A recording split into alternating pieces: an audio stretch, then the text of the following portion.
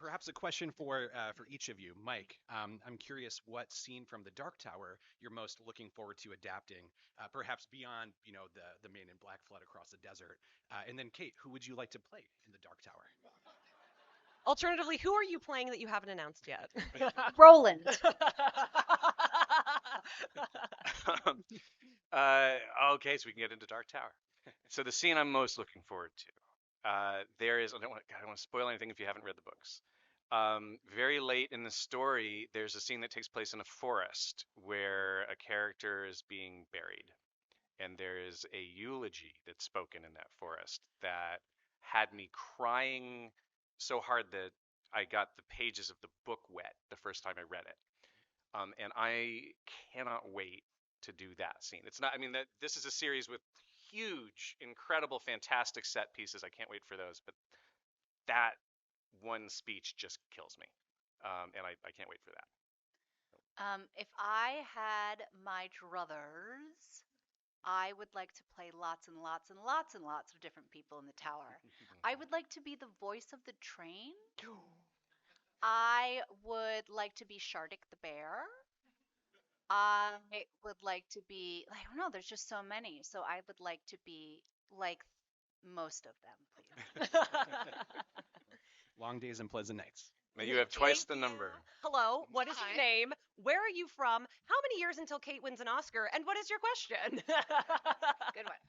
It's not gonna. So, my name's Haley McCullough. I'm a college professor down in New Mexico. And fun fact, Okay, brag.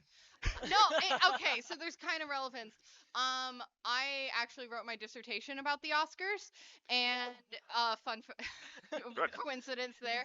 But I mean, if I had a vote, you would have one, and if you could win an Oscar for a television show for oh God, I just forgot the I name. know, From it's Bly hard. Manor, the old clothes. Go that Oh, Viola. episode. Oh, Yeah. Viola. Yeah, Yeah, that she's great. role was so amazing and everything.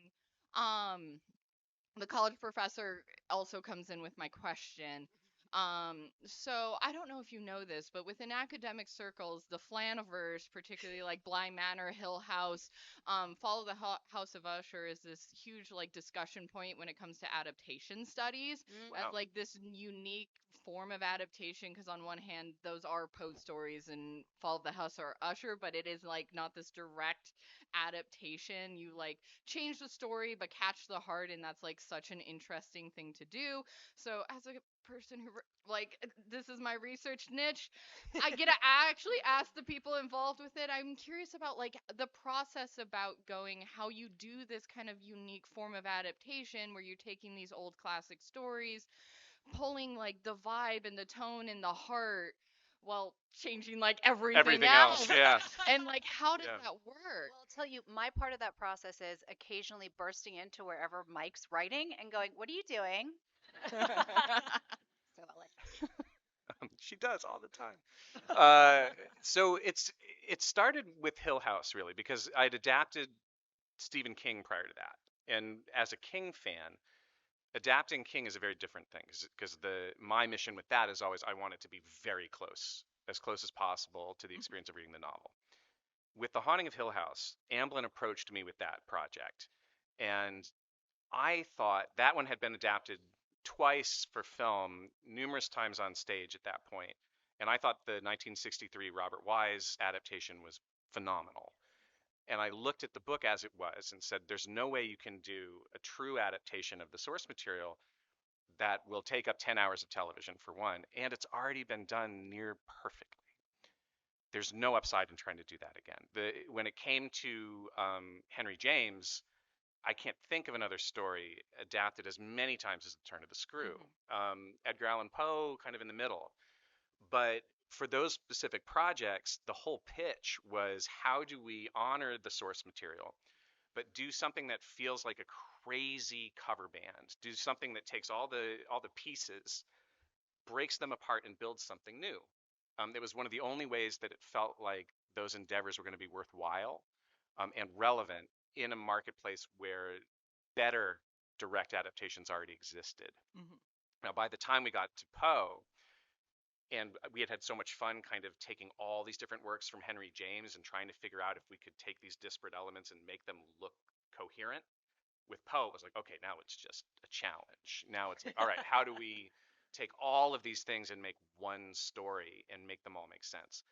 It's a completely different process. And the first step is finding academic experts and getting them into the room. So Yeah. I'm here. I'm happy to consult Dr. Haley McCullough. I'm currently at New Mexico Tech. So if you want somebody, No, and like, yes, this is the way it works, because and so for Poe we had a professor in the room. His name's Matt Johnson, and he teaches Poe, and it was like, come on I in. know who that is.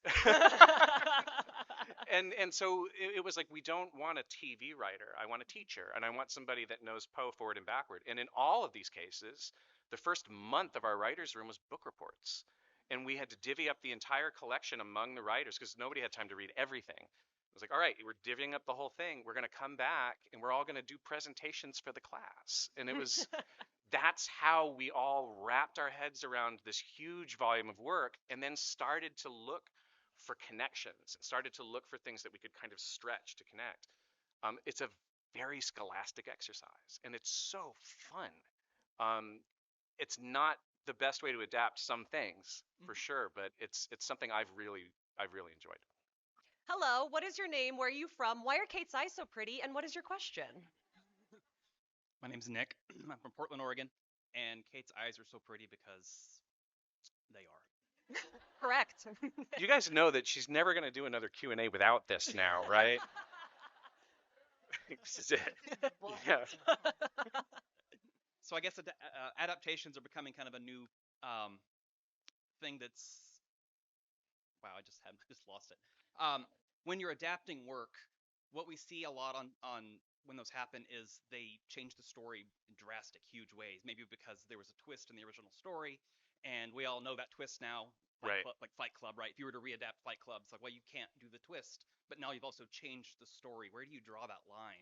And this is a question about the Dark Tower. I like you Well counting done. on yourself. Yeah, well done. Boy, that's the question, isn't it? That's a phenomenal question. That's the question that keeps me up well into the night on any adaptation.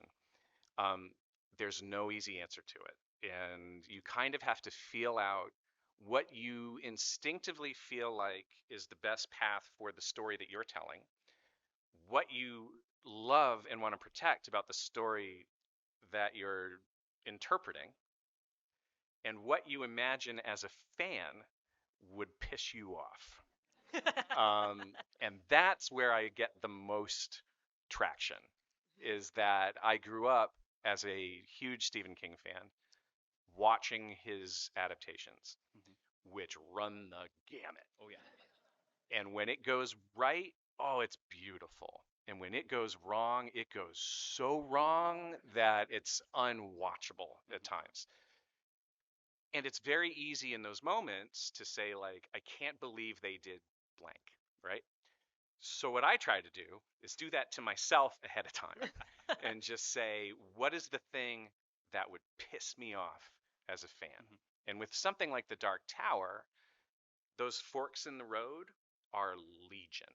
I mean, there are a million of them between the gunslinger and, well, I mean, between the gunslinger, the Dark Tower, or the gunslinger and the wind through the keyhole. I mean, depends on how you look at it, right? So, where does Little Sisters of Gloria fit in? These are great questions. So, yeah, I don't have a great answer for you other than that I can promise you it makes me nauseous to contemplate these questions, and they preoccupy me. When we were doing Doctor Sleep, I felt sick to my stomach for a year and a half, and that was before we got on set. By the time we got on set, most of the decisions were made. And at that point, it was like, I'm strapped to the rocket. I just need to try to survive. And the Dark Tower, I imagine, will be very much like that, very vomitous. I hope not to let you down. Melissa from Bonnie Lake. I mean, horror queen here. Come on, come on. I'm curious how how involved is Stephen King when you're doing those adaptations, especially considering, how the Stanley Kubrick Shining went? I'm just kind of curious. Yeah, that didn't go so great. 5 words or less, Mike. 5 words or less. I can't do it in 5. I'm going to go real fast. I'll talk quickly. He's very involved at the very beginning. He approves everything. His approvals are critical. But once it's time to make the movie, it's very important to him that he backs up and he says, the movie is yours. The book is mine. The way he said it to me that I thought was the coolest was he said, if the movie's great, people say, of course, the book is great. If the movie sucks, they say the book was better. He wins. Hi. We're wearing your pins. Yeah. Hey, I was going to compliment the pins. Thank you. So, Kristen, I'm from Woodinville, Washington, and my question is for Mike: what Stephen King book do you still want to adapt after Dark Tower? Oh. And for Kate, do you have a character that you've played in the Flanaverse? I still like it. I'm sorry. Oh, no, it's good. That you connected the most with. Camille. She was a kid in a candy store with Camille. So- Although Mike would say Aaron. my favorite thing she did was Aaron. He But I thinks think I'm most Camille's like awesome. Aaron. Yeah. Yeah, I love Aaron. Stephen King stuff.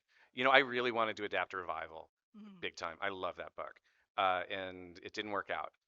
But the book that I would love to do if there's ever a chance, I adore Hearts in Atlantis, which is just beautiful, and I would do the whole thing. But I don't know if that'll ever come back. I'll keep We'll my fingers crossed for that one.